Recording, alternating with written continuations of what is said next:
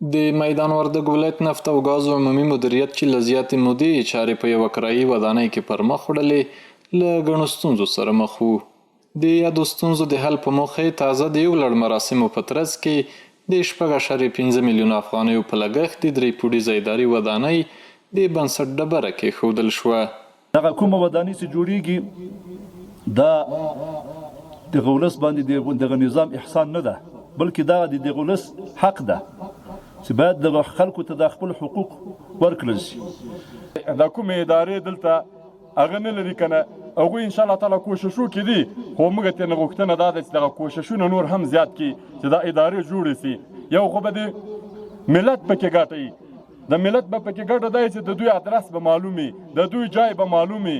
راځئ یو کوشش وکړو، کم د یو نیالګي په وس پرای دا کېږدو، کم د دوه په وس پرای، کم د ډبرې، که د په هر څه چې څونه م له وسه کېږي، دا یو موقع الله خو لاس راکړې.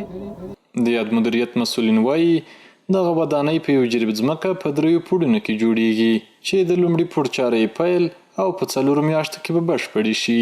د نفت او ګازو اداري تعمیر ده چې د موږ مشرانو شفقت وکړه او د موږ دفاع منظور کړه. دا 3 پوړیزه 3 منزله ده او په الحاله یو منزل موږ دغه شرکت ورکړی د داوطلبۍ په شکل باندې چې د دې بودیجه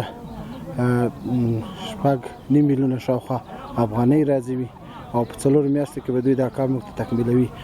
مسؤلین وایي د یادې ودانۍ په رغېدو سره به په اداري چارو کې ګڼې اسانتیاوې رامنځته شي.